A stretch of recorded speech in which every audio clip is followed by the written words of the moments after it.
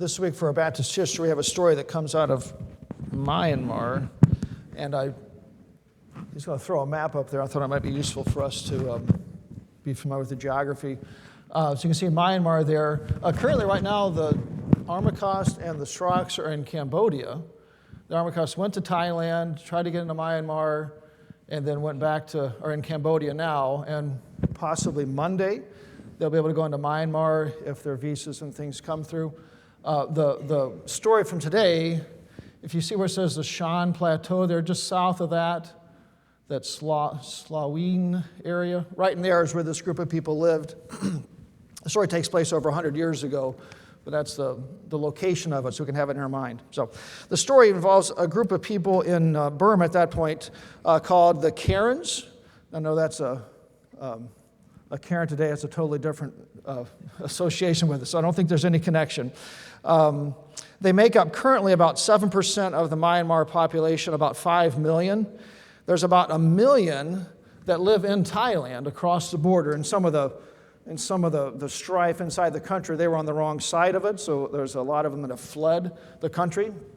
So Pastor Armacost was at the very least going to go try to visit some of them, the Burmese that have fled to Thailand, and this group is amongst those.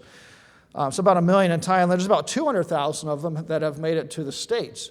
I was at a meeting in Indianapolis, and the church there has a Burmese population to actually translate the service into Burmese, because there's a pocket of them there. So, all right, this group of people called the Karens. All right, the story starts on April the 30th, 1823, at a missionary meeting in Washington, D.C. At that meeting, a man by the name of George Boardman agreed to go to that area and start a missions work, and it becomes very successful and rapidly expands. By 1910, which is the time frame where the story takes place, there's about 50,000 Christians among the Karens and 774 churches, and all but 92 of those self-supporting independent churches. So we have this mission work very successful there. Nearby to the Karens was another tribe of people called the Breks. And these were very backward, the account here says they lived by plunder and were known for being fond of eating uncooked meat and blood. All right, so I like meat. I don't mind if it's a little bit pink in the middle, but I'm not ready to just start chewing on it raw. So a pretty primitive, pretty dangerous tribe that was nearby. And this group of Karens, they had themselves a gathering of Christians at a conference type thing, and an evangelist got up and was challenging somebody to try to reach the Breks. No one had gone there to present Christ to them. And I'm going to read you a little bit of the account here, as it said here. So as this evangelist is speaking, it says, finally, a man stood up, almost as though talking to himself, and said, I am sorry for the poor Breks who know nothing of God or his law to man. I am unhappy because no one goes to them with the great tidings. If my church will give me leave, I will go. So, man, we don't even know his name.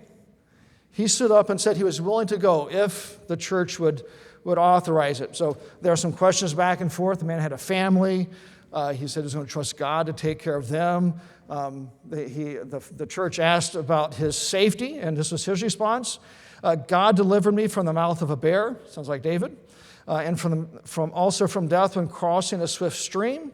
He also saved me from the mouth of a tiger. He will be with me in this work, no matter how difficult. So after some conversation there, eventually this man was sent to go to try to reach this tribe of people. Some of his church members traveled with him to the extent of the British territories. It was a British possession at that point, and the Breks lived outside that territory. So they traveled to the edge of that, and then he traveled for about 2 more days beyond that up into the mountains, and eventually got within sight of a village and traveled down into that village, not realizing that village was one of the worst. It had, amongst the Breks, it was where all the real troublemakers lived. And I'm going to read you a little bit of the account here as he approaches this village and what happens. He seemed to be spotted by a number of men simultaneously. Thinking him to be the advance of an attacking group, they seized their spears and knives and soon surrounded the Karen evangelist. Anger was written on their faces, but the national evangelist stood quietly. He asked, "Do men of war go about in the daytime alone and unarmed?"